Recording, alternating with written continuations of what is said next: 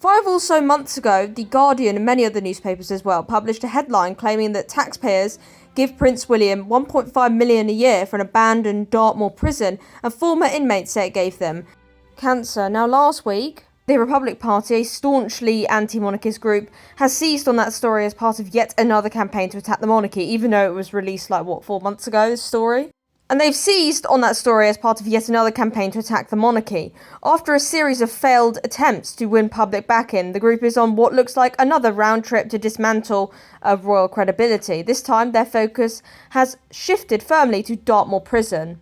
Now, as many of you will already know already, one of Republic's central taking points is that the monarchy costs too much. But in reality, the royal budget is not funded by taxes in the certain way critics claim. The sovereign grant, which pays for official royal duties, is funded by profits from the Crown Estate. Crucially, the Crown Estate surrenders around 80% of its annual profits directly to the Treasury, which then funds public services. So basically, the royals are a net contributor, because that's just half of the money that they give to us. Add the money from the Crown Estate, which they basically surrender to the Treasury. Add that to tourism, souvenirs, and monies from hotels and businesses that benefit from Buckingham Palace and Kensington Palace visitors. You can't also figure how much money these palaces get from visitors. Again, the monarchy is a contributor and very important for this country.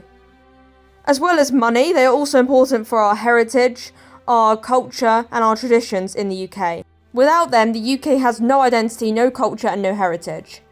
So anyway, because millions of this pounds already goes into the Treasury, this means that the monarchy cannot solve the cost of living crisis by cutting its budget. The system is designed so that the royals don't drain government resources, in fact they generate them.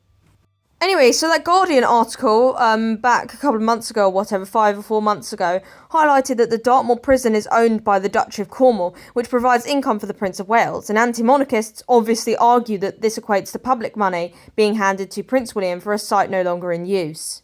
But this framing is incredibly misleading. The duchy is not public or community-owned land. It is a private estate tied to the heir to the throne.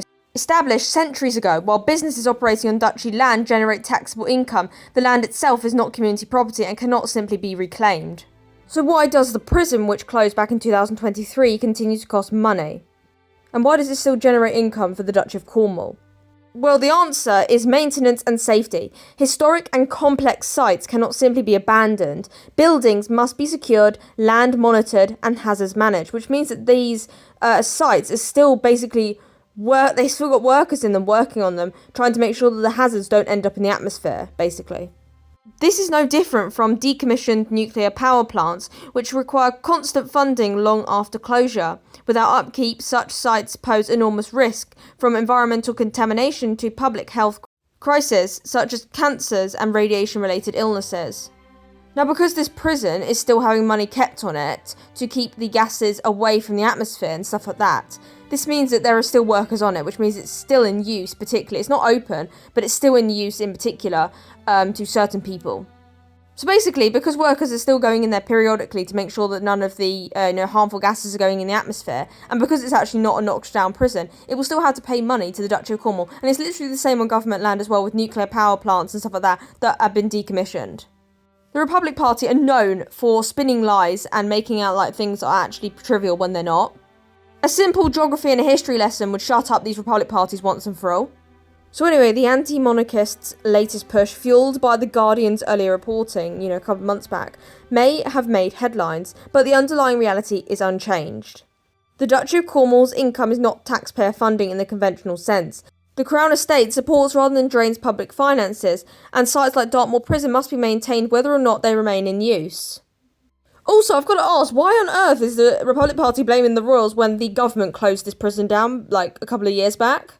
Also, it's up to the Dartmoor Prison staff to make sure that this building was maintained and no gas leaks and whatever got out of hand, I mean, it was clearly badly maintained in some way, because it obviously had to be closed down by the government because of this gas pipe stuff.